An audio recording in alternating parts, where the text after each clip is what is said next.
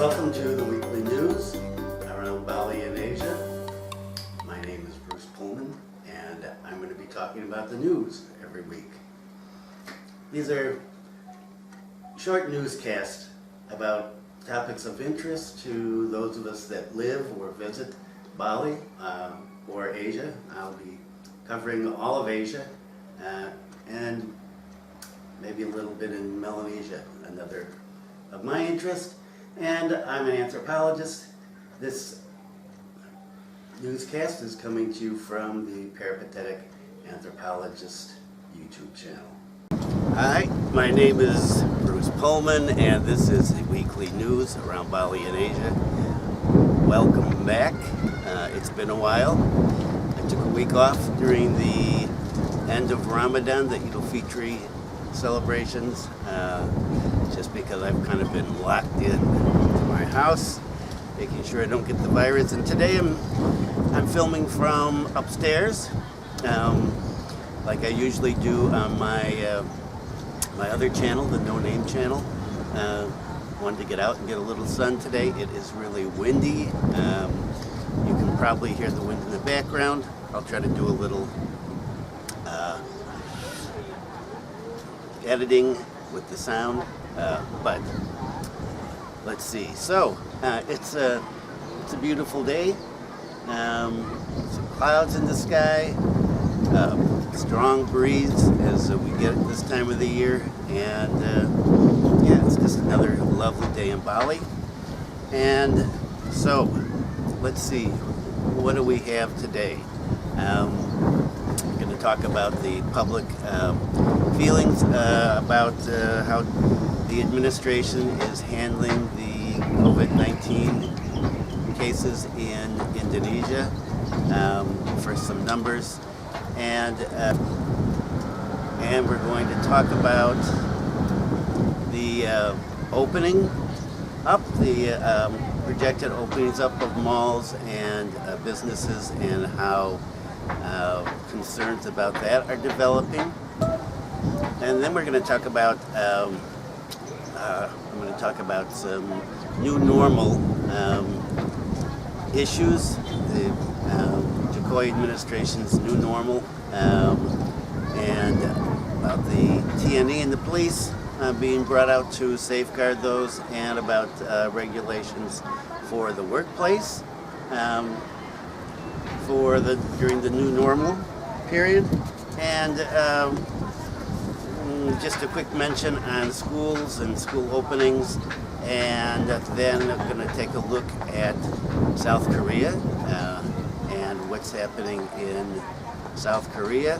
There's an interesting interview there, particularly as it relates to America, how South Korea's handled the COVID-19 and how America's has handled it.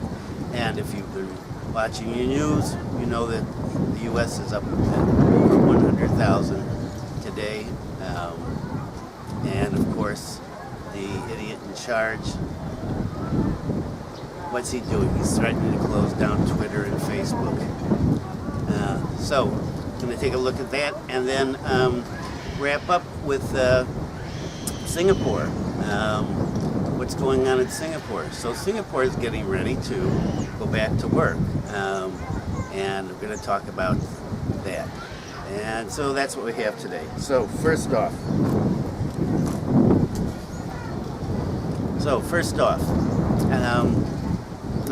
take my glasses off. Whoa, there go my glasses. Like I said, it's windy. So first off, poll to see how the public feels about the Jokowi administration handling of the COVID-19, and the majority are not happy. 53%,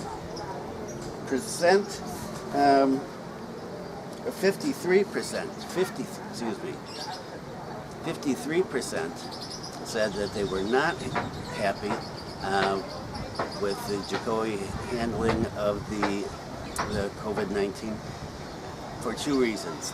One, their slow response in getting aid out to people, social assistance, number one, and Number two was lack of consistency, flip-flopping back and forth on policies.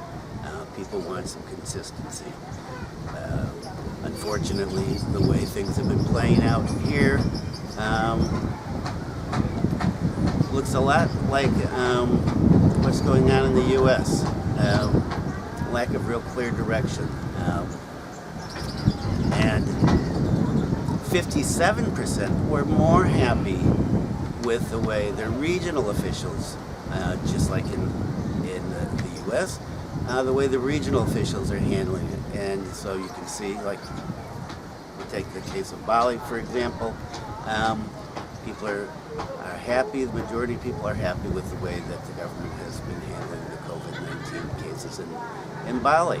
And so regional governments, yes. National government, no, not so much. Okay, so got to do better, Jakarta. And let's go on to number two. Concern about the opening up of malls and other facilities by lawmakers and other social organizations as part of the new normal, Jokowi's new normal, looking at opening up malls and offices, and some politicians are cautioning that it's too quick, that we need to wait because once the malls and offices are opened up, people are going to begin crowding around. You're going to get large groups of people again, not following the social distancing, not wearing masks, and, well, Jokowi admitted so much when he said several months ago that he didn't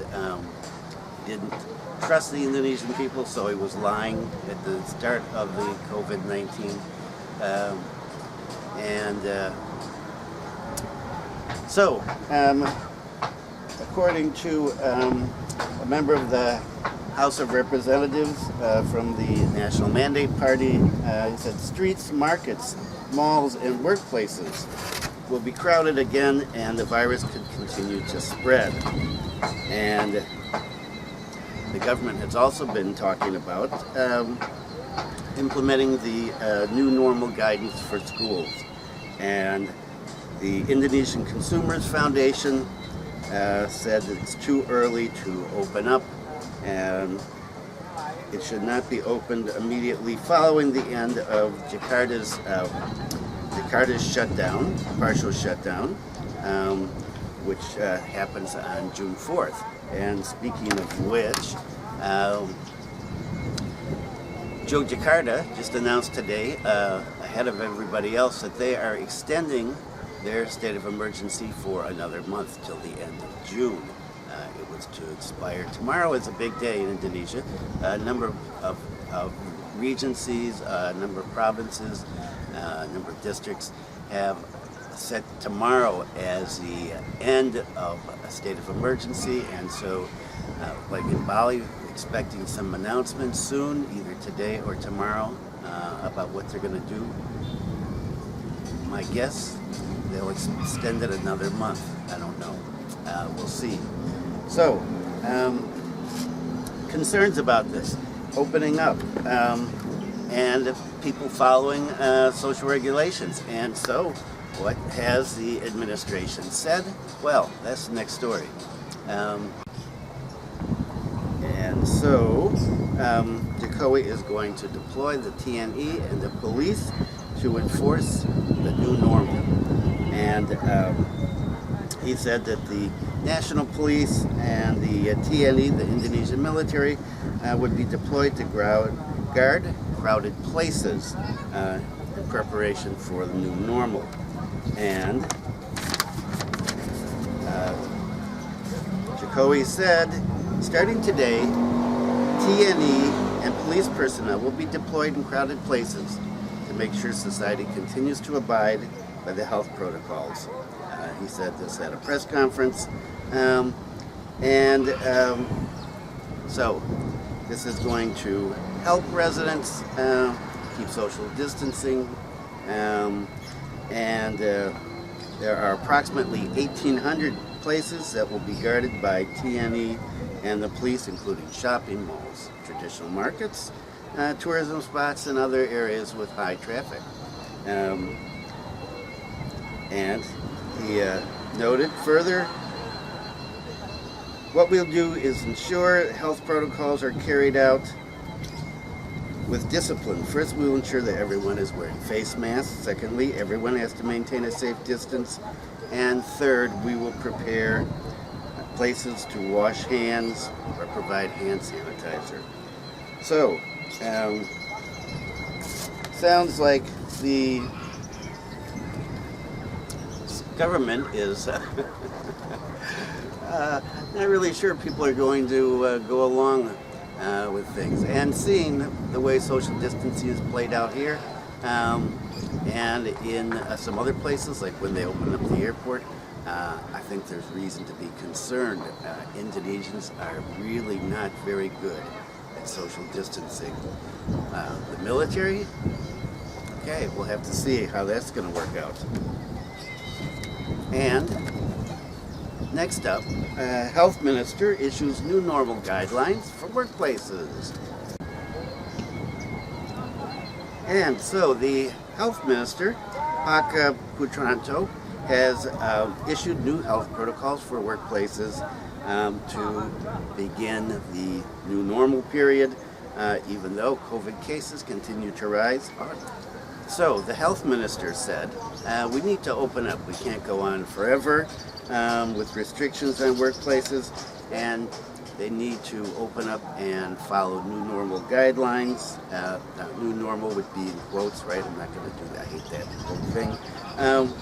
And he said that the decree by the ministry will require company management to create COVID task forces, and they should ensure cleanliness and hygiene in the workplace, increase the number of hand washing facilities, and also advise workplaces to do away with night shifts if possible, and if not possible to do away with night shifts, keep people over 50 from working night shifts. And at work, employees will be required to maintain a safe physical distance. I've heard that that's going to be 1 meter. Wear masks. They'll have to have their temperatures checked daily, and there should be time for employees to get together to exercise as a group. Okay, social distancing. Let's get together and exercise as a group. How's that going to work out? While adhering to the physical distancing guidelines before work starts. Right, so they're going to get in and before work starts. And if you've been in Indonesia and you've gone to any government offices, you've seen people out, not every day, but Fridays usually, or Mondays, people out doing exercises before work starts. And so those are the new guidelines. Are people going to wear a mask? Are they going to maintain social distances? I hope so. We'll see. And Bali. How's Bali going to work under the new normal? So, new normal. Everything is new normal these days in the press. And according to the Jakarta Post, hotels in Bali are preparing guidelines for the new normal as well. And so, according to the deputy chair of the Bali Hotel General Managers Association, it's necessary to build a new normal ecosystem before travel restrictions can be lifted. And so, what's going to happen with that? Well, according to him, hotels should implement strict health protocols not only within their facilities, but also in transportation and in food supplies. And these would increase operational costs, he said. And I've had conversations with people from around the world, friends of mine from around the world, who would like to come to Bali after everything calms down. So Bali's going to get people coming back. Now, the the deputy chair said, well, this is going to increase the cost for hotels, right? So is that cost going to be passed on to the tourist? That's going to be an interesting question, because on the one hand, you want people to come back quickly and get things going. So are there going to be discounts offered, or is the price going to rise? And in order to pass along these increased costs, the deputy head of the Bali Hotel General Managers Association said that Bali Tourism Agency is preparing guidelines, and the guidelines include protocols for the arrival at airports, the transportation for tourists. There'll be such things as checking guest temperatures using thermal guns, providing hand washing facilities, maintaining hygiene in public facilities such as elevators and restaurants, and providing payment gateways to minimize guest contact with hotel employees. Okay, I have to say that the new normal is not sounding like it's going to be a whole lot of fun. It's going to be interesting to see how long this will take. Now, we've seen that Asia, throughout Asia, the situation has been much better than in the U.S. You have crazy people walking around with guns, hanging the governor of one of the states in effigy. I read an interview with a guy today. His wife is the leader of one of the Open Up movements, and he's talking about the necessity of killing people. So the right wing is in full crazy mode, and that's scary because these are armed. These are armed white people. And armed white people in the U.S., they've been getting away with a hell of a lot of stuff. So, let's see what's happening. Okay, and so we're going to have all these guidelines, right? Well, that sounds great. And according to Ramya, Bali is going to open tourist destinations gradually, starting most likely with Nusa Dua and Ubud. Okay. What about Seminyak, Canggu? Okay, not that I go to Seminyak and Canggu, but those are popular places. So we'll see. In the meantime, Bali has been checking on people trying to come back into the island after Eid al-Fitr, and people need to have documentation that they have to be here before they're going to be let in. Because where's the hotspot now for the COVID-19 in Indonesia? It's in East Java, not too far away from us. Okay, so let's go on to South Korea. So, interesting interview in the Korean Times with the vice president of the Korean Medical Association, and he was interviewed, and he was asking about, well, how South Korea's done on the COVID-19, and what about the U.S.? Can they reopen safely? Because you know that the President of the United States, Donald Trump, not expressing any regret really about the 100,000 dead people, except that he's done a great job because it could have been millions. And so,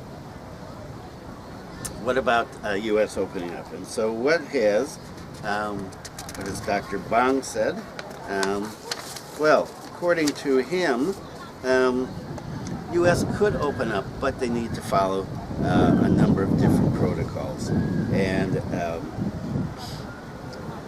he said, so what did Dr. Bong say about the U.S. opening up? He said U.S. could follow Korea's strategy, but the success of the strategy depends on how cooperative the citizens would be. If they wear a mask, wash their hands frequently, and follow health measures strictly, then it's possible.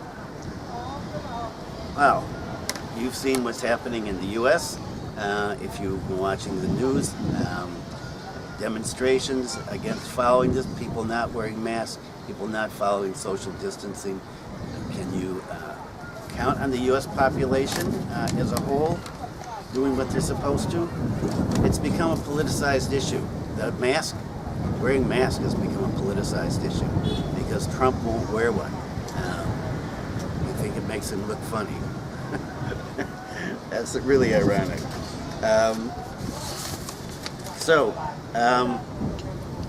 What's happened in Korea? Well, Korea got started early. They recognized the problem early. One criticism that Dr. Bang had and many others had at the time was that the government did not restrict travel from China quick enough due to economic and political considerations. And at the beginning, President Moon's administration was strongly criticized for not closing down the country to visitors from China.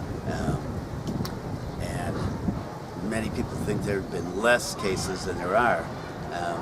But when you look at the cases in Korea, adjusting for the population size, of course, related to the U.S., Korea is about a seventh of the size of the U.S. population-wise. It's got almost nothing compared to the U.S. So,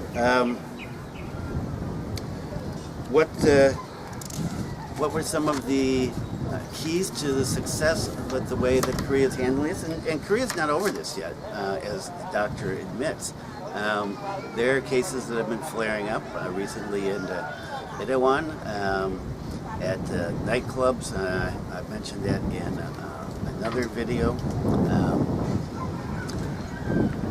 I think up here. I'll look and see if I can find it.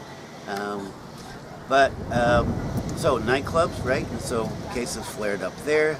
Some smaller cases have flared up in senior citizens' home, hospital recently, and so it happens from place to place. But people are back to work. Life is back to normal. Schools are going to open up. Well, they opened some schools up right away. They got coronavirus cases. They closed the schools back down. And so they're trying to get the schools open, but they're really testing to see what's happening with that. And so South Korea wants to open up. Citizens are being extremely patient, unlike Americans. Americans got a lot to learn about patience. Okay, so according to Dr. Bang, he was asked when will the pandemic end in Korea, and he said as long as the virus is going on everywhere else in the world, there's not going to be an end until we have vaccines and treatments. And so we're going to have to live with it, and that's been the argument with Jacoby's argument has been we're going to have to learn how to live with the virus, and that depends on a public that follows the guidelines. Okay, and finally, Singapore. Now in Singapore, they call it the COVID-19 circuit breaker, and the circuit breaker ends June 2nd, so that's Tuesday, I think. It's also my wife's birthday. And so what's going to happen with this? So it's going to enter phase 1 of the post-circuit breaker era, starting on the 2nd. And so interesting article in the Straits Times, and what some of the questions I like. Well, my favorite bubble tea shop reopened. Can I return to my office? Okay. Outlets selling predominantly beverages will still not be allowed to reopen. Okay, so why are we taking a look at Singapore? Well, because I'm interested in Asia, and that's what this news program is about. but also because I want to see what's happening and how that relate to what other countries are doing. So, you're not going to be able to buy bubble tea if you go to a predominantly beverage serving facility, and some offices will open for business, and other offices will keep practicing telecommunication. A friend of mine in Singapore told me that he was just informed yesterday that they're going to be extending their stay at home for another 2 weeks after the end of the circuit breaker, the post-circuit breaker phase 1 period. Can I visit my friend or boyfriend or girlfriend? No. You can visit your grandparents and parents if they're living elsewhere, or your parents-in-law or your grandparents-in-law. You cannot travel abroad, and you cannot visit people that are living in other households. Okay. Sports facilities, will they be open? Sports facilities will remain closed as part of phase 1. They will be gradually reopened as part of phase 2. But people will be allowed to leave their home to run, cycle, walk, as long as they're exercising alone or only with family members. And what about the dentist? Can I go to the dentist? Can I go to the chiropractor? Yes. Singaporeans will be able to access those kind of services during phase 1, but people that need special services at hospitals will need to make appointments, and that will depend on a consultation with a doctor. Will government services be open? Some will, and some won't. So they're going to do a slow opening of government services there. And what about praying? Places of worship will be allowed to have up to 5 households for private worship at one time, as long as safe distancing measures are put in place. But the government is encouraging people to pray at home. So, what about face shields instead of face masks? Here's a photo of a face shield. And the government says in most cases, face masks should still be worn, but in situations like a teacher who needs to be heard clearly, they will be allowed to use the face shield as a preferred form of keeping from possibly spreading your germs around. Can maids meet with friends on their rest day? Okay, well, we know what that is. That's Singapore, right? Singapore and their maids. A lot of Indonesian maids in Singapore. And no, they're not going to be allowed to go out and meet their friends in public during phase 1. They can go out to work, to buy essentials for meals, but they need to return home immediately.